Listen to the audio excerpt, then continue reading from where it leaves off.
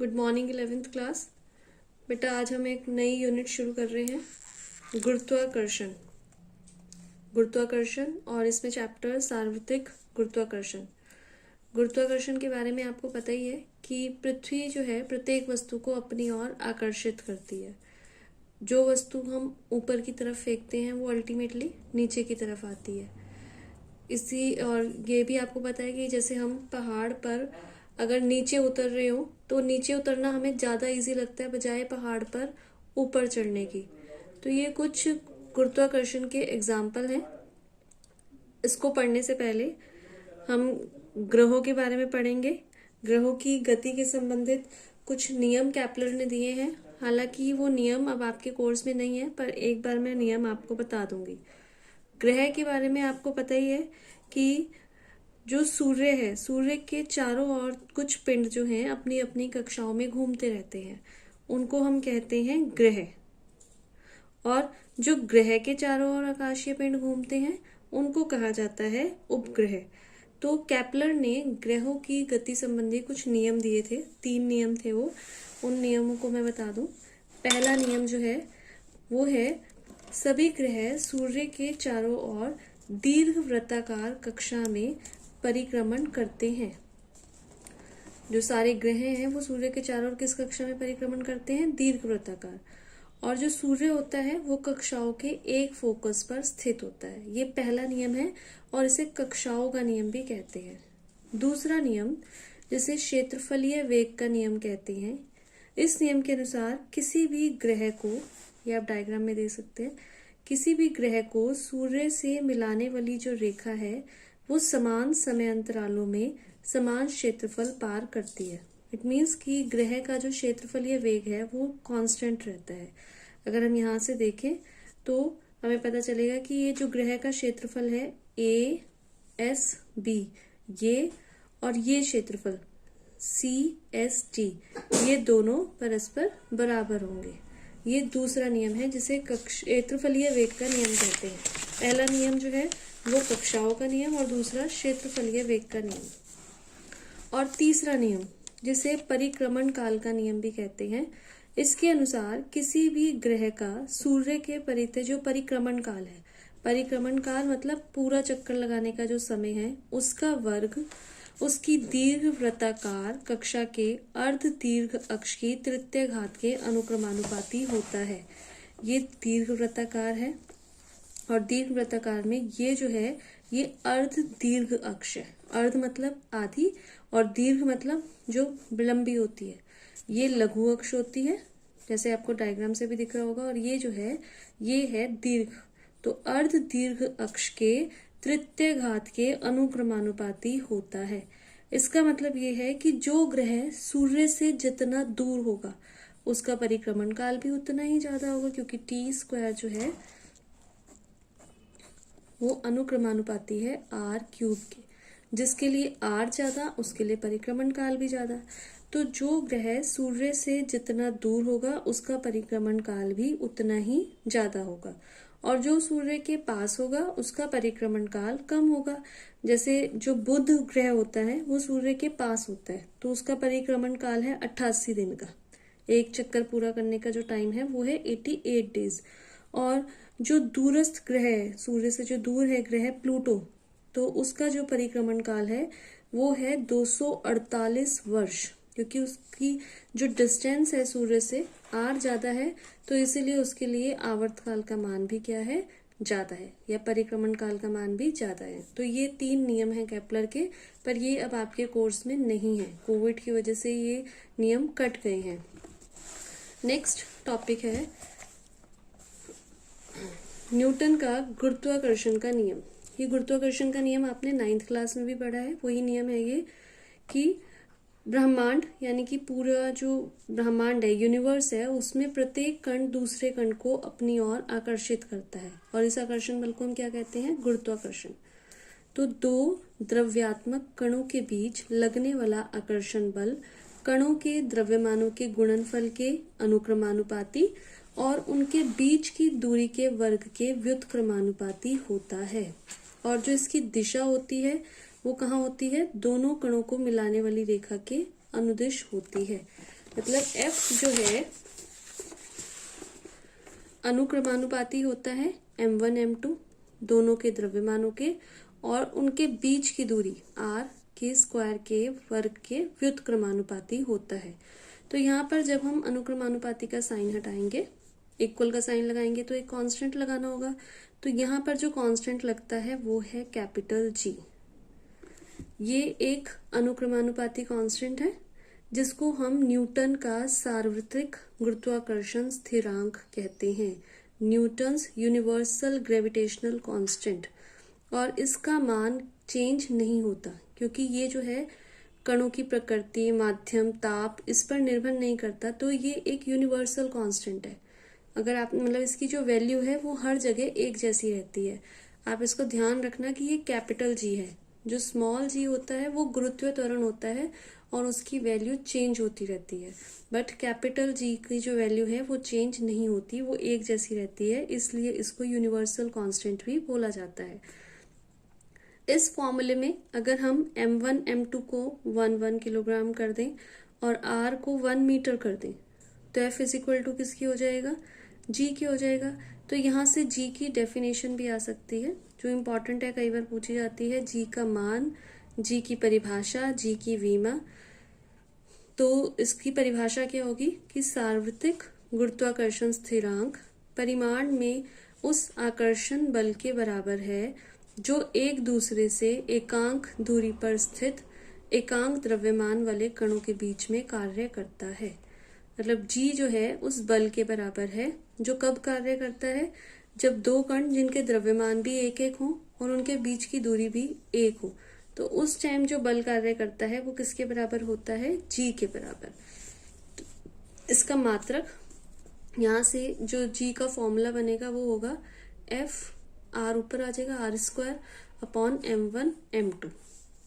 F का मात्रक Newton, R का मात्रक मीटर स्क्वायर, R का मात्रक मीटर होता है, इसका स्क्वायर करना है तो मीटर स्क्वायर, और नीचे m1 m2 द्रव्यमान है किलोग्राम किलोग्राम किलोग्राम स्क्वायर। तो G का जो मात्रक होता है वो होता है न्यूटन मीटर स्क्वायर पर किलोग्राम स्क्वायर। और इसकी विमा कैसे निकलेगी, F की विमा रखेंगे, R की विमा रखेंगे उसका स्क्वायर करेंगे, M की विमा रखेंगे उसका स्क्वायर करेंगे। तो जो इसकी विमा होती है वो होती है m-1 L3T-2, ये G की विमा है। और इसकी विमा से इसका फिर एक और फॉर्मूला मात्रक भी बन सकता है, m की -1 यानी कि किलोग्राम इनवर्स, L3 मतलब मीटर क्यूब, और T-2 मतलब सेकंड -2, ये भी इसका एक मात्रक है।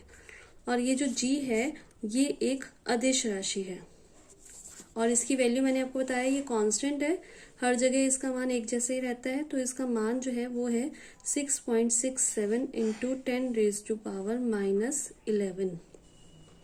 मतलब अगर दो पिंड हैं जिनके द्रव्यमान 1 किलोग्राम है और उनके बीच की दूरी 1 मीटर है तो उन पिंडों के बीच में इतना आकर्षण बल लगता है। तो ये जो है आकर्षण बल बहुत कम है, 10⁻⁻11, मतलब बहुत कम है, इसीलिए हम डेली रूटीन में इस बल का अनुभव नहीं कर पाते। पर जो आकाशीय पिंड होते हैं जैसे ग्रह वगैरह, उनके द्रव्यमान बहुत ज्यादा होते हैं, तो द्रव्यमान ज्यादा होने से इसका मान, ये जो आकर्षण बल है उसका मान भी बहुत ज्यादा होता है। तो यहाँ वहां पर ये जो आकर्षण बल है ये क्या करता है, ये आकाशीय ग्रह जो होते हैं, ग्रह सूर्य के चारों ओर चक्कर लगाएंगे वृत्तीय कक्षा में, तो उनको चक्कर लगाने के लिए अभिकेंद्र बल चाहिए, और अभिकेंद्र बल यहाँ से प्राप्त होता है इस आकर्षण बल से। यहाँ पर आकर्षण बल बहुत कम है, पर क्योंकि जो आकाशीय पिंड होते हैं उनके द्रव्यमान बहुत ज्यादा होते हैं तो वहां पर यह जो आकर्षण बल है उसका मान भी ज्यादा हो जाता है, और यह आकर्षण बल उन ग्रहों को सूर्य के चारों ओर चक्कर लगाने के लिए अभिकेंद्र बल प्रदान करता है। इसी की वजह से जो चंद्रमा है वो भी पृथ्वी के चारों ओर चक्कर लगाता है। नेक्स्ट है गुरुत्वीय बलों की वैद्युत बलों से तुलना। अब जो आवेशित कण होते हैं, मतलब जिन पे जो चार्ज होता है, उनमें गुरुत्वीय बल भी होता है क्योंकि उनके द्रव्यमान भी होते हैं, द्रव्यमान की वजह से गुरुत्वीय बल, और क्योंकि उन पे चार्ज होता है पॉजिटिव या नेगेटिव चार्ज, इस वजह से उनमें वैद्युत बल भी होता है। ये दोनों ही बल होते हैं। गुरुत्वीय बल Fg, इसका मान Gmm/r²। अब अगर हम इलेक्ट्रॉन्स की बात जैसे करें, G का मान तो सेम यही रहेगा। इलेक्ट्रॉनों का द्रव्यमान आपने पढ़ा हुआ है 9.1 × 10⁻⁻³ इसकी वैल्यू आएगी नियर अबाउट 5 × 10⁻⁻71/r²। इसी तरीके से अगर हम वैद्युत बल की बात करें, ये जो गुरुत्वाकर्षण के नियम से आता है फॉर्मूला, और कूलाम के नियम से जो वैद्युत बल होता है, यहाँ पर द्रव्यमान होता है और वैद्युत बल में आवेश हो जाता है। यहाँ कांस्टेंट G है, यहाँ कांस्टेंट आता है K। इनके मान रखेंगे। K का मान होता है 9 × 10⁹ और Q जो आवेश होता है वो कितना होता है 1.6 × 10⁻⁻19 इसका स्क्वायर किया अपॉन r²। तो ये जो मान आया वो आया 2 × 10⁻⁻28/r²। तो अब अगर हम Fg और Fe गुरुत्वीय बल, Fe वैद्युत बल, इन दोनों की तुलना करें तो ये लगभग आता है 10⁻⁻43 के।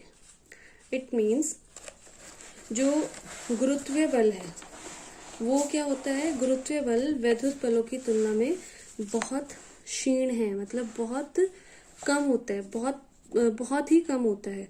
तो इस और एक अंतर ये भी है, हमें ये तो पता चल गया कि जो गुरुत्वीय बल है वो वैद्युत बलों की तुलना में बहुत कम होता है। दूसरी चीज ये कि गुरुत्वीय बल जो होता है वो माध्यम पर निर्भर नहीं करते, किसी भी माध्यम में गुरुत्वीय बल एक जैसे रहते हैं, पर वैद्युत बल जो है वो माध्यम पर निर्भर करते हैं। अगर आपको डिफरेंस पूछा जाए गुरुत्वीय बल और वैद्युत बल के बीच में, तो गुरुत्वीय बल जो है वो वीक होते हैं और वैद्युत बल स्ट्रांग होते हैं। गुरुत्वीय बल माध्यम पर निर्भर नहीं करते, वैद्युत बल माध्यम पर निर्भर करते हैं।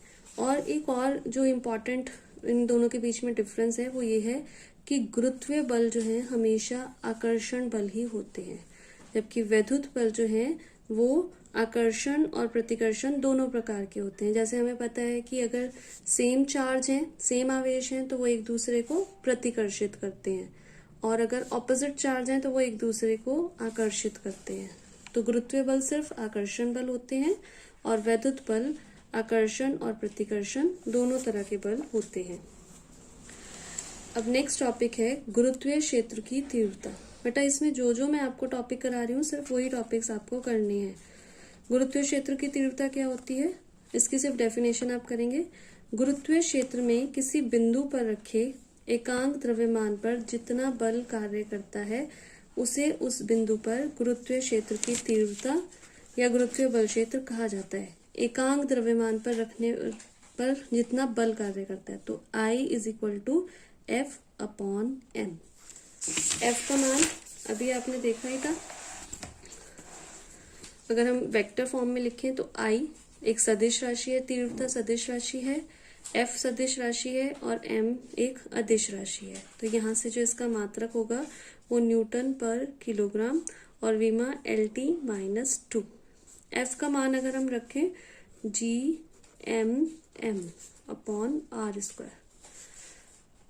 गुरुत्वाकर्षण बल दो पिंडों के बीच में अगर हम लेते हैं तो m1 m2 कर देते हैं, और अगर एक पिंड उनमें से पृथ्वी हो तो m1 की जगह हम कैपिटल M या ma भी लिख सकते हैं।